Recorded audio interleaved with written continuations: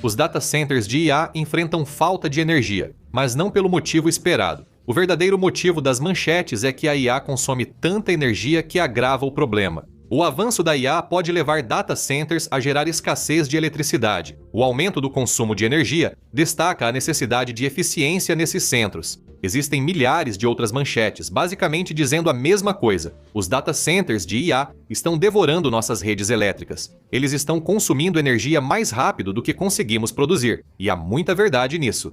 As GPUs, essenciais para o processamento da IA, podem fazer os data centers consumirem até 10 vezes mais eletricidade que instalações comuns. Mas mesmo se pudéssemos usar uma varinha mágica e criar espontaneamente 100 novas usinas nucleares, isso ainda não resolveria o problema. Por quê? Porque tem algo que estamos deixando passar aqui. A longo prazo, data centers de IA podem ser, metaforicamente, um dos 4 cavaleiros do apocalipse para o nosso clima já em piora. Mas há um detalhe técnico que talvez estejamos ignorando. Uma peça de hardware pouco glamurosa que decide se esses data centers podem ou não se conectar à rede elétrica: os transformadores. Essas máquinas de alta potência permitem que data centers acessem a rede elétrica, já operando no limite. E esse é só o primeiro gargalo. Pense nisso. Construímos 100 novas usinas nucleares reluzentes, capazes de gerar energia sem precedentes. É como ter uma Ferrari que acelera mais rápido que um espirro e pode correr o dia todo numa estrada aberta.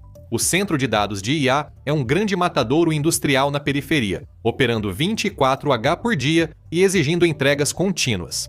Mas a rede elétrica, os cabos, subestações e transformadores são o sistema viário. E se a estrada não aguenta o tráfego, a Ferrari não faz diferença. E é aí que entra o transformador.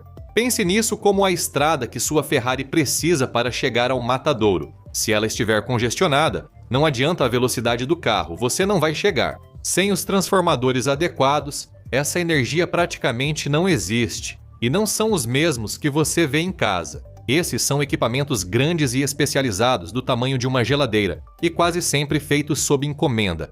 Mas como um transformador funciona e o que os torna tão especializados para essa tarefa? Não é prático construir um anel de centros de dados de IA ao redor de uma estação de energia, pois a energia geralmente percorre dezenas ou centenas de quilômetros até esses centros. Então, transformadores na fonte aumentam a voltagem, permitindo que essa eletricidade viaje longas distâncias sem se dissipar. No caminho, usando a mesma metáfora, é como se a Ferrari reabastecesse, acelerasse e voltasse à estrada em alta velocidade. Mas à medida que a Ferrari se aproxima do matadouro, ela inevitavelmente vai precisar diminuir a velocidade. Se não fizer isso, vai bater direto na lateral do prédio e causar uma grande bola de fogo. O mesmo ocorre com a energia. É necessário outro conjunto de transformadores no data center de IA para baixar a voltagem. Se você não conseguir esses transformadores de redução, então a voltagem bruta provavelmente vai queimar tudo, mas fica ainda pior. Transformadores de redução estão difíceis de encontrar no momento.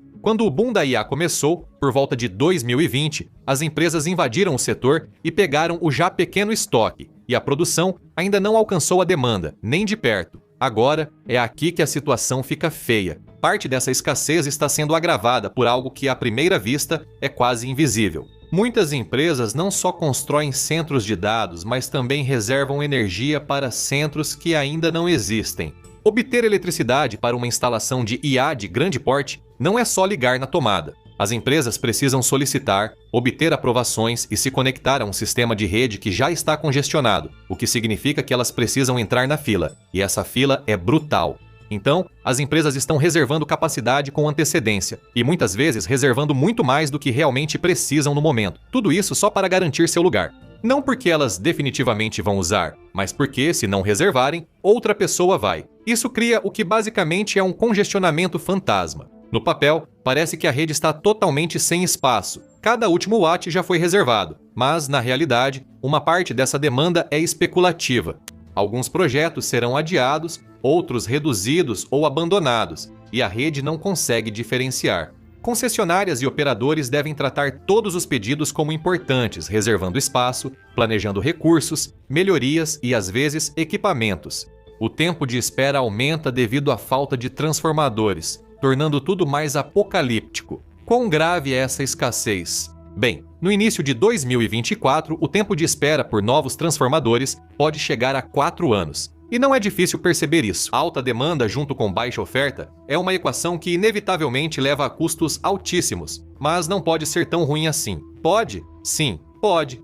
Em alguns casos, vimos os custos dos transformadores dispararem 70% desde 2020. Isso significa que só os maiores concorrentes conseguem pagar. Você pensaria que as pessoas teriam previsto, já que isso repete algo dos anos 1980. A rede elétrica americana, como conhecemos, foi construída nos anos 60 e 70. A indústria de transformadores americana crescia, mas nos anos 1980, a manufatura dos Estados Unidos foi dividida e enviada ao exterior. O país passou a depender de produtores estrangeiros para 80% dos transformadores, principalmente do México e da China. Mas a fabricação de transformadores não é o único obstáculo para as demandas de energia desses data centers. Também são os materiais básicos necessários para construir os transformadores em primeiro lugar: cobre e aço elétrico. E o preço de ambos dobrou entre 2020 e 2024.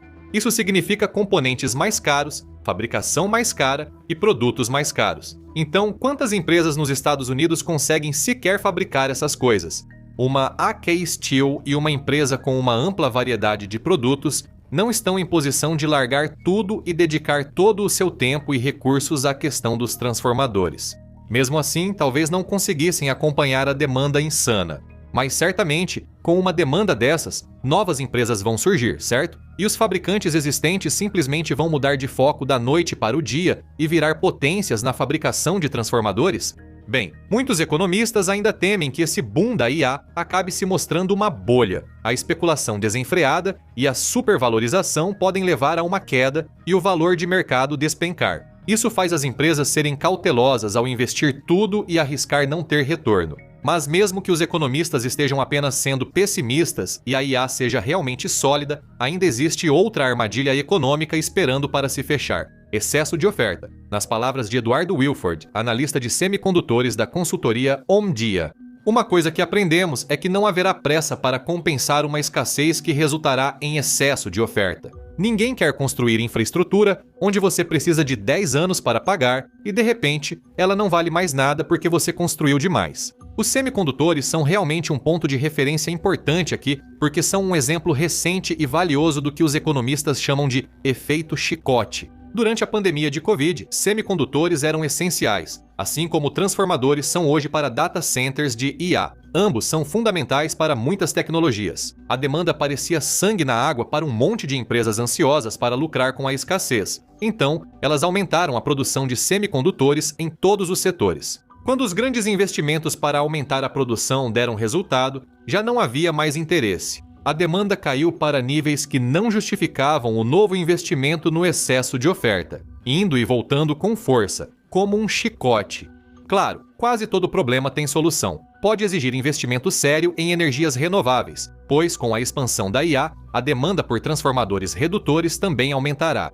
E então manter o fornecimento acompanhando começa a parecer uma corrida. Os data centers realmente não conseguem vencer, mas tudo isso levanta uma pergunta que ninguém quer responder. Isso resolve de forma significativa os maiores problemas relacionados à energia necessária para manter a indústria de IA, ou estamos apenas empurrando o problema com a barriga? Nesse ponto, já faz alguns anos que existem previsões de que os data centers de IA podem consumir níveis de energia que antes só eram consumidos por cidades inteiras. Nesse ponto, não se trata mais apenas de eletricidade, mas também de imóveis, porque esses campi de data centers continuam crescendo, e onde há energia, há calor. Se eles superaquecem, eles desligam.